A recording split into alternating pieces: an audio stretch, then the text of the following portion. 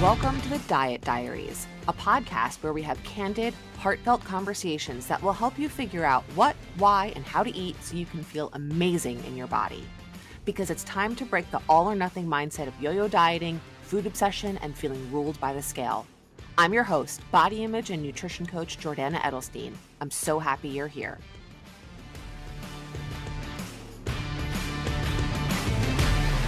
Hey everyone. It's episode 121 of the Diet Diaries. I always have to look down and make sure that my mute button is not blinking, because if it is, it means it's muted, and I have recorded entire podcast episodes with it muted. I want to try and keep today's episode short. I'm following up on something that I talked about in an email a couple of weeks ago that has been really top of mind for me. But before I do that, I want to just quickly mention, as I've been doing this spring weekend retreat, this episode is going to air on Monday, March 27th, so we're less than 2 months away. It's May 19th to the 21st in Hunter, New York, which is in the Catskill Mountains, about 2 hours north of New York City. And this is a weekend all about giving yourself undivided attention, because the power and the impact and the outcome of that is honestly transformational. When you strip away all of the stuff that you are responsible for in your day-to-day life that is taking up so much space in your brain, the compounded effect of all of these little things, when you take that away for a weekend, you are left with so much space to pay attention to yourself. And when you are able to pay attention to yourself in that way, you can get really clear. You can get clarity like you've never gotten before around what you've been doing and what you want to be doing around many things. But obviously the focus of our weekend is around your relationship to food, how you've been using food, body image, movement, exercise, and self-care. And so the objective of the weekend, and what I hope that you will take away, is a very clear action plan on what you want to be doing at home moving forward that is reflective of everything that you've been able to get clear on over the course of the weekend. All the details are on my website. I will obviously link to it. If you have questions, reach out. It's $675, all inclusive. That includes all the food, all the workshops, a goodie bag, the accommodations.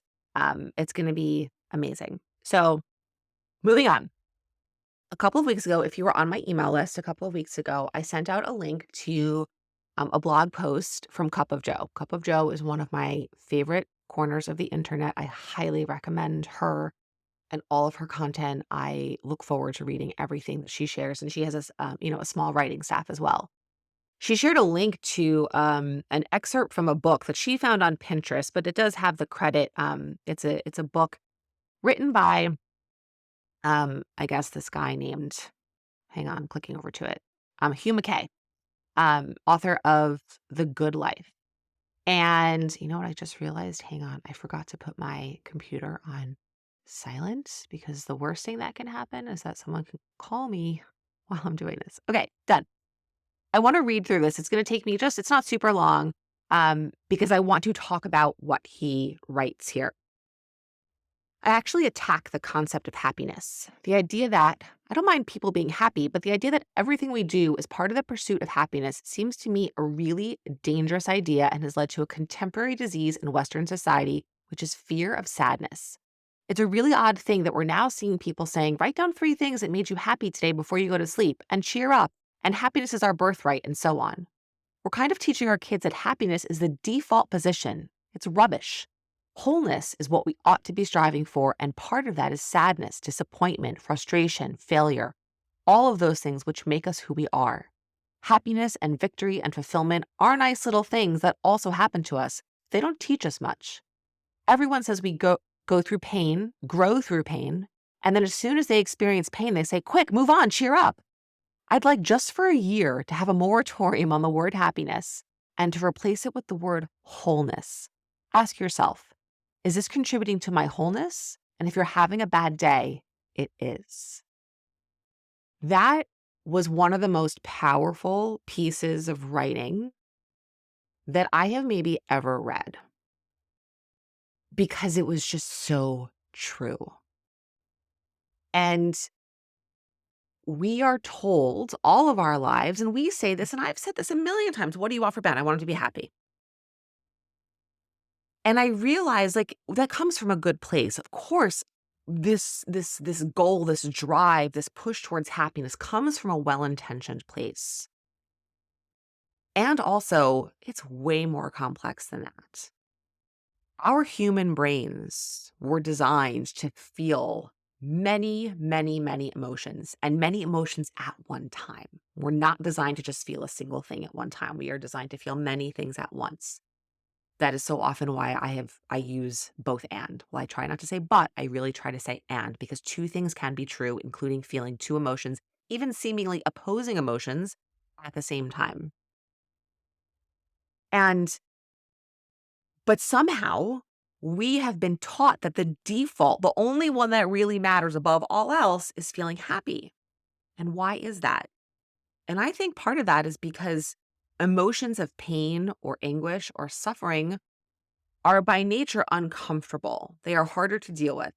And as you think about this gets kind of like meta and existential, but as you think about that, are they harder to deal with because there's so much pressure on us to be happy that we're afraid of those things, that we haven't been taught the skills to deal with those things, that we've been taught that those things are bad and to push them aside, and this is going to mess up the pursuit of my happiness, not to quote that old Will Smith movie, which I happen to love.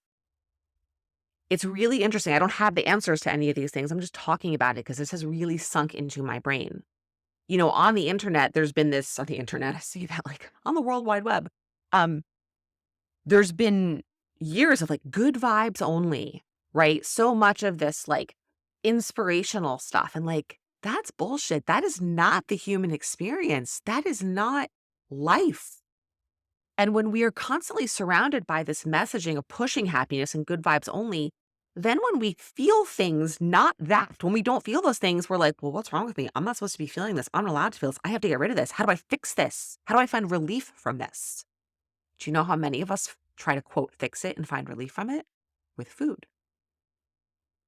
Um, and it just like, I don't know. When I read this and I thought about this, I'm like, everything just like snapped into place. I'm like, oh my God. Part of being a human is feeling this huge range of emotions. Brene Brown's most recent book, you guys know I love Brene Brown, is called Atlas of the Heart. And it's basically a book of all the emotions that we feel. She identified, I think it's like 79 distinct emotions and wrote about each one. This book is amazing. Read it, listen to it, watch the special on HBO, get this information into your brain in some way, whichever one of those three formats is most appealing to you. I have so many pages tabbed and highlighted, notes written, but the way she captures the human experience. And it normalizes these emotions. It is normal to feel sad, to feel jealous, to feel angry, to feel I can't even like the names of the feelings are escaping my brain. But if you're a human, you're going to feel all of them, and that's normal. It's not bad. We don't need to be happy all the time. And when we put that pressure on ourselves, then it's like, well, something's wrong if I'm not feeling this. How do I get to that place? How do I not feel this? And food becomes a temporary fix for that. It doesn't make us happy. It might, eating something that we enjoy, that we love, might make us happy in the moment. But I always say this, that like eating to try and feel better emotionally is like drinking water when you're tired. It's like a total mismatch. You're super tired. You need to go to sleep. You don't need to drink water, right? So using food to try and feel better from whatever emotional discomfort you're feeling is never going to work. It will feel like it works for a short period of time. You'll find that relief, but then a minute, maybe even as little as a minute later, 5 minutes later, an hour later, that discomfort, that pain, those emotions are still going to be there, and food is not going to fix it. Um, and I wanted to talk about this week because it's actually a really nice segue from the episode. By the time this airs, it'll actually be 2 weeks ago, where I talked about these 4 skills to respond to a lot of the negative thoughts that come up. And I talked a lot about like acceptance and saying hello to those thoughts. And it's the same thing. The way our brains work is we have an emotion first, and then we have a thought that comes out of that. We might not consciously be able to realize that's happening. It could happen so fast, but feelings come first, thoughts come second. So we respond to the feelings kind of in the context of the thought. Um, and so sometimes it can be really helpful. There's a tool that I use with clients. It's an emotion wheel. I didn't create this. It's a very commonly used tool in coaching and in therapy. And it gives you a choices. It's a wheel and it's kind of categorized, right? There's um different people kind of have different schools of thought on this in the number of like core emotions. And then within each of those 4 to 6 core emotions, there's like more detailed ones. Um, and so it just gives you a place to identify and point to, yes, I feel that, to give a word to it, right? To notice and name, to say, oh, hello, I'm feeling really jealous right now. I'm feeling really angry. I'm feeling really pissed off. I'm feeling really sad. And it goes obviously so much deeper than that. Um, but to pay attention and not just try to push it away or gloss over, to allow these feelings to be there and know that they are normal. And to not just that in and of itself gives us space to say, okay, well, I don't have to use food in this moment to try and fix this. You might still have that urge to use the food because you're going to want to fix it because it's a skill to learn how to sit with some of this stuff. But just to know that this is normal is a huge part of it. So there's one thing I want you to take away from listening to this today. It's to know that feeling feelings other than happiness and joy and contentment are normal and okay. And if you didn't feel those things, you wouldn't be human, you would be a robot.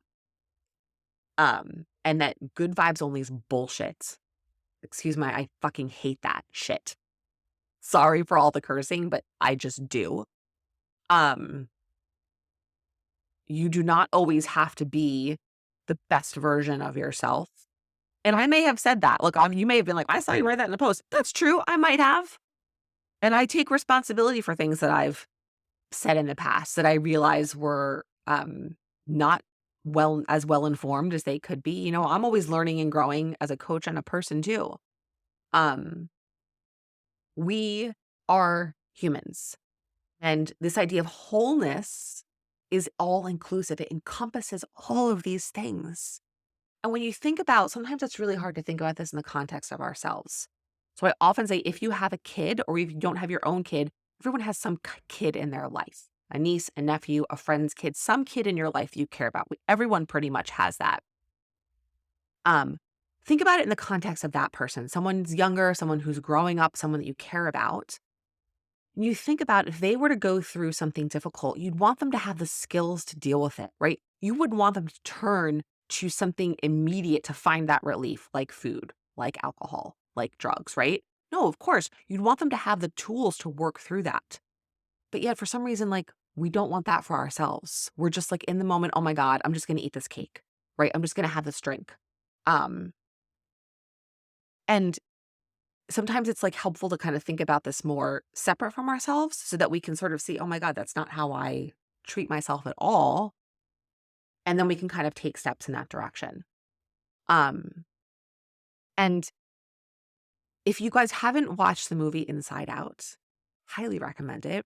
I've actually heard on a couple different podcasts and a couple different places, different coaches and therapists referencing this movie. And I saw it when it first came out. I think it came out in 2015. It's a Pixar movie. And it's basically about the inner workings of the brains and where feelings come from them and how feelings coexist. And they have, I think, either 5 or 6 core emotions. It's like anger, shame, joy, sadness. I forget what the other ones are. And they each have like a little character and they each have a color and they have a personality. And it's also about memories and how these feelings connect to memories. But very much what that movie is about the coexistence of these feelings and how these feelings make us human. There isn't only joy, there isn't only happiness, there is sadness, there's anguish, there's jealousy, there's frustration. That's part of being human. And a lot of emotional eating comes from us not wanting to accept and acknowledge that. It comes from feeling a discomfort so great and feeling, I think, guilt and shame over feeling that and not feeling something better and more positive instead, that we need to find relief from that. I was having a conversation with a new client over the weekend, and we were talking about this idea that when we feel uncomfortable and we try to use food to deal with that, it's about finding relief. And it resonated with her so deeply, that language. So I wanted to share it here in case it resonates with you as well. When we use food to deal with our feelings, we are trying to find relief from those feelings. It's never going to work. What will we don't always find relief for those feelings. We need to figure out how to move through them. Part of being able to move through them and sit with them is knowing that they're normal. I'm going to put a little caveat here that if you are dealing with mental illness, depression, that goes beyond some of this, right? And hopefully, please seek out the appropriate medical support and therapeutic support. Um, I just wanted to say that separately. There are times when we do need additional support. Food is still not going to fix that, right? If you're dealing with depression, food is still not going to be the thing to help you out of that. But obviously there are situations and there are people and there are circumstances where we need medication and specific types of therapy and whatnot to help us move through that. And I really speak about, that kind of is all encompassing. But for folks who are not dealing with a mental health struggle in that form, and have the day-to-day stresses of life and pressures and body image struggles, which obviously do have an impact on our mental health, but we need to have skills to learn how to deal with all the feelings that come up with that. And one of those skills, as I talked about this 2 weeks ago, is accepting, noticing and naming, saying hello. Oh, there. I'm feeling really jealous because I just, saw an old friend and her body looks like the way that I want my body to look, whatever it is. Or I'm really annoyed because, my best friend can literally eat whatever she wants and not gain weight. Feelings like that. Or, oh my God, I overate this weekend. I'm so disgusting. I feel really gross. And what are the feelings, what's coming up with that? And what's the reaction that starts to happen? Which is sometimes restriction. Sometimes it's oh, screw it. I already ate all the stuff. I'll just keep eating. But just accepting that these thoughts are normal and these emotions are normal and giving them a place to exist and not trying to shut them down. Because when we don't try to shut them down, then it's okay, well, I actually don't have to use food to deal with that thing. I can realize this is actually an okay thing to feel. And if it's an okay thing to feel, that means I don't have to fix it. That takes work. That's not just going to happen. You're not just oh, great, I feel really shitty today about X, Y, or Z. And then you just go about your day. This is going to take work. But just that acceptance, that acknowledgement that this is normal, this is okay. This is not something that has to be fixed. And I will continue to talk about tools. I'm going to do an episode around some somatic tools, movement, breathing, getting into your body, because that is a huge skill to deal with some of this stuff, right? So if you're having these really tough feelings and it's okay, it's okay to feel this way, and I know that food isn't going to fix it, how do I cope with it? These somatic tools, somatic meaning kind of the body, are one of the ways to deal with that. And it's in addition to some of the more cognitive tools that I talked about in the episode from 2 weeks ago. There's a lot of different tools out there, which is awesome because you can figure out what works for you. So I think this is pretty much everything I wanted to cover today. And that's super cool because we're under 20 minutes. I'm going to include a link to that post in the show notes. And I just think about this idea of wholeness instead of happiness, happiness being part of wholeness, but all these other feelings, all these ranges of emotions that you feel, part of being alive, part of being human, and learning to accept that and know that that's normal. And as we start to do that, we think about being whole, then we don't need to fix those things as much. And when we don't need to fix them as much, we're not relying on food and emotional eating to do that. And I'll just kind of tack on this piece a little bit because I've been talking about this a little bit more lately. And that I talk about, if you're someone who wants to or needs to lose body fat for a variety of different reasons, which I'm not getting into here, I use a skills-based approach to that. This is one of those skills, right? If you are someone who is doing a lot of emotional eating, that's likely impacting your body composition.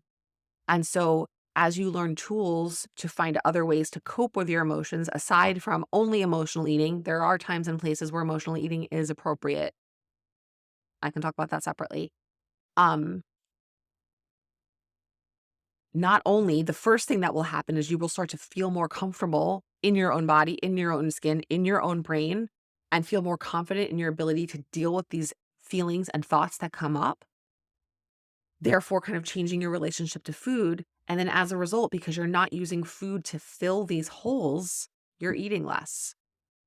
And your body, you will lose body fat, right? So this is how we talk about losing fat without a diet. Um, if you are kind of at a weight where you want to be that feels good for you, right? There's obviously still a ton of benefit to this.